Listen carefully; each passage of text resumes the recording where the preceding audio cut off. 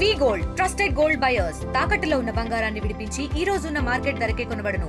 మరిన్ని వివరాలకు సంప్రదించండి 7771077720.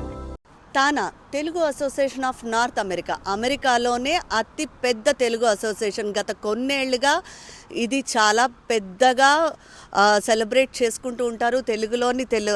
అమెరికాలోని తెలుగు వాళ్ళందరూ కలిసి ఏర్పరచుకున్న ఒక అసోసియేషన్.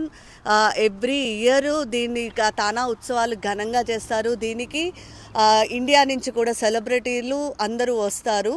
కానీ ప్రస్తుతం తానా గొడవల్లో చిక్కుకుంది. దీని వెనకాతల ఏంటి కారణం? ఎందుకు అసలు గొడవలు అవుతున్నాయి? నేను మనోజ్ఞ ఆర్కన్సా నుంచి మాట్లాడుతున్నాను.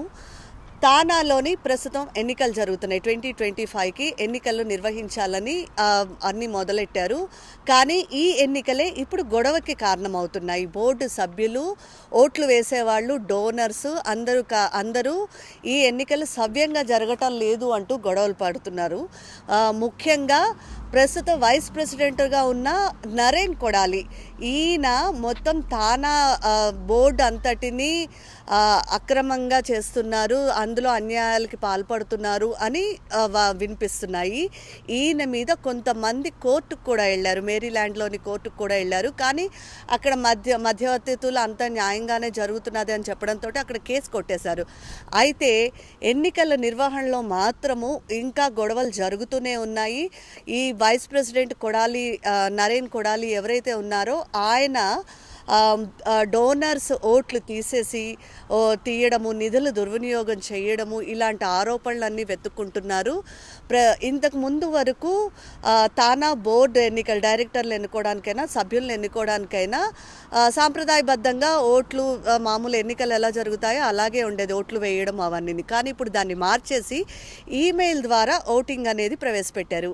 అదే ఇప్పుడు అన్ని వివాదాలకు కారణమవుతుంది. ఈ ఈమెయిల్ ద్వారా ఓట్లు వేయడానికి ఏంటంటే ఈమెయిల్లో ఒక లింక్ పంపిస్తారు. ఆ లింక్ ద్వారా మన ఓటుని నామినేట్ చేయొచ్చు. అయితే ఈ ఓటు నామినేట్ చేయడంలోని డోనర్స్కి అవకాశం లేకుండా చేస్తున్నారు. ఇది అన్యాయమో అని చాలామంది అంటున్నారు. దీని మీద చాలా పెద్ద గొడవే జరుగుతున్నది. దీని మీదే కోర్టులకు కూడా వెళ్తున్నారు. కానీ కోర్టు మేమేం చేయలేము, మీరు తేల్చుకోండి అని చెప్తున్నది. కానీ బోర్డు ప్రస్తుతం ఉన్న బోర్డు అంతా ఒకవైపు, డోనర్స్ అందరూ ఒకవైపు అయిపోయారు. ఇది ఎటు కాకుండా అయిపోతుంది. ఈ గొడవ నడుస్తూనే ఉన్నది. దానికి తోడు తానాలోని 3.7 బిలియన్ల డబ్బులు దుర్వినియోగం అయ్యాయని చెప్తున్నారు డోనర్లు.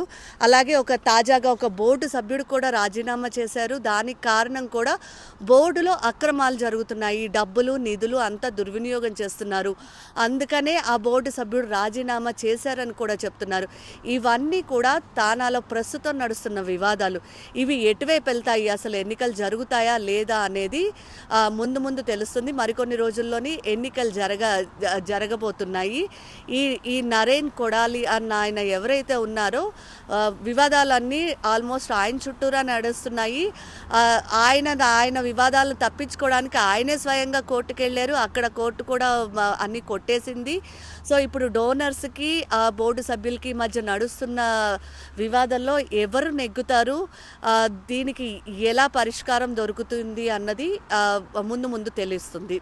మనోజ్ఞ, ఆర్కన్సా, RTV. ఇండియా పాకిస్తాన్ ఉద్రిక్తతలపై లేటెస్ట్ అప్డేట్స్ కోసం డౌన్లోడ్ చేసుకోండి RTV లైవ్ యాప్.